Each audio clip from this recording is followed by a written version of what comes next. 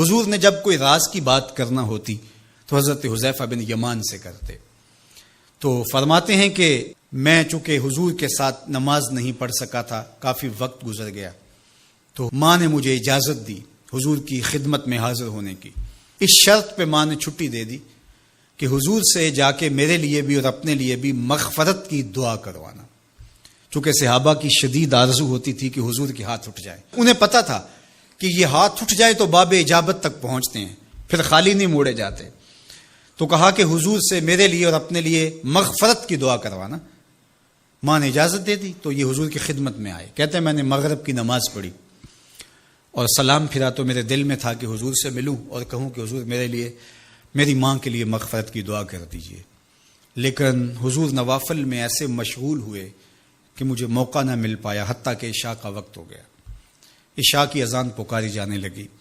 حضور نے نماز عشاء پڑھائی، سلام پھرا تو میرے دل میں تھا کہ ماں نے جاتے ہی پوچھنا ہے کہ دعا کروائی تھی تو کیا جواب دوں گا. مغرب کی نماز کی چھٹی ملی، عشاء بھی ہو گئی اور میں عرض نہیں کر سکا. تو میں ابھی سوچ ہی رہا تھا کہ حضور حجرہ انور کی طرف بڑھ گئے. اب جنہوں نے مسجد نبوی کی حاضری کا شرف پایا ہے وہ جانتے ہیں کہ مصلی نبوی سے حجرہ رسول کا فاصلہ ہی کتنا ہے. اور جنہوں نے یہ شرف نہیں پایا، میری دعا ہے کہ وہ اڑ کے مدینے چلے جائیں. سچی بات ہے، جس نے وہ شہر نہیں دیکھا اس نے کچھ بھی نہیں دیکھا. جنہوں ویک کے اکھیاں ٹھر دیاں نے، جنہوں ویک کے ٹھر دا سینہ ہے، ربا تیری ساری خدائی وچوں بس ایک کو شہر مدینہ ہے. آج اس وقت پوری دنیا کے اوپر جو وبا پھیلی ہے اس کی وجہ سے جہاں اور بہت ساری چیزیں ہمارے لیے اذیت اور دکھ کا ذریعہ ہیں، وہاں ایک بہت بڑا دکھ ہے کہ مسجد نبوی کے دروازے بھی بند ہیں. تو یہ دن تھے کہ حرم کی رونقیں دیکھنے والی ہوتی، مواج انور کے سامنے درودوں کی بہار ہوتی، مدینے میں بیٹھ کے حضور کے روضے کے سامنے حضور علیہ الصلاۃ والسلام کے شہر کی پکی ہوئی کھجوروں سے افطاری کرنے کا اپنا ہی لطف ہوتا. آج مدینے کے لوگ بھی ترس رہے ہیں. بچپن سے لڑکپن تک اور لڑکپن سے جوانی تک اور جوانی سے بڑھاپے تک 80 سال عمر ہو گئی، جنہوں نے رمضان المبارک کا روزہ مسجد نبوی سے باہر کبھی کھولا ہی نہیں، آج اپنے گھروں کی چھتوں پہ کھڑے ہو کے میناروں کو دیکھتے اور چیخیں مار رہے ہیں. اللہ اس وبا کے دن مختصر کر دے اور اس امت کے لیے آسانیاں پیدا کر دے. تو حضور علیہ السلام اٹھے مصلی انور سے اور اپنے حجرہ انور کی طرف چل پڑے. تو حضرت حذیفہ بن یمان کہتے ہیں کہ میں بھی حضور کے پیچھے چل پڑا. غیر ارادی طور پہ کچھ رفتار تیز ہو گئی تو قدموں سے آہٹ پیدا ہوئی.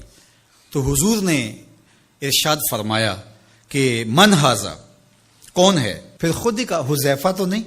قلت نعم، میں نے کہا جی جی حضور میں حذیفہ ہوں. تو آقا کریم علیہ السلام نے کوئی توقف کیے بغیر فرمایا ما حاجتوں کا غفر اللہ لک والے امے کا، اللہ تجھے بھی بخش دے، تیری ماں کو بھی بخش دے، کس کام آئے ہو؟ اب حذیفہ بن یمان کہتے ہیں جو کام تھا وہ تو جنبش لب سے پہلے ہو گیا. یہاں تو لفظوں کا سہارا نہیں لینا پڑتا، وہ بند لبوں کی بولیاں سمجھتے ہیں. تو کہتے ہیں کہ جو حاجت تھی وہ تو پوری ہو گئی.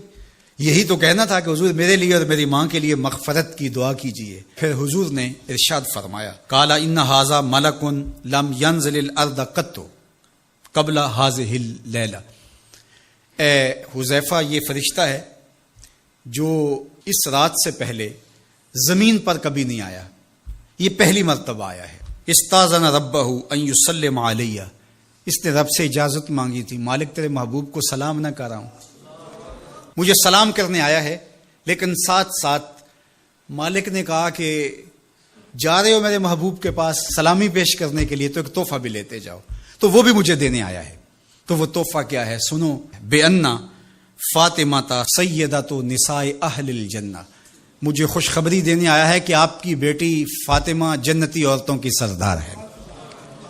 اور وَأَنَّ الْحَسَنَ وَالْحُسَيْنَ سَيِّدَا شَبَابِ أَهْلِ الْجَنَّةِ، اور حسن اور حسین فاطمہ کے بیٹے جنتی جوانوں کے سردار ہیں. یہ آج خوشخبری لے کر کے میرے پاس مجھے سلام کرنے آیا ہے. تو یہ ملکہ جنت ہیں، خاتون جنت ہیں، سیدہ نساء اہل جنت ہیں. کہتے ہیں کہ جب حضور علیہ الصلاۃ والسلام کو سیدہ فاطمہ الزہرا رضی اللہ تعالی عنہا کوئی بات کرتی تھی تو حضور ان کی بات کو نہیں ٹالتے تھے، ان کی بات مان لیتے تھے۔ تو آج ہم سیدہ فاطمہ الزہرا رضی اللہ تعالی عنہا کی وساطت سے حضور کی بارگاہ میں استغاثہ پیش کرتے ہیں کہ اس امت مرحوم پہ اللہ سے رحم کی خیرات مانگیں اور اللہ میرے وطن کی خیر کرے، امن، رحمت اور کرم نوازیوں کے اجالے اور نور نصیب ہو، میری قوم کی بیٹیوں کو اسوہ فاطمہ کے اجالے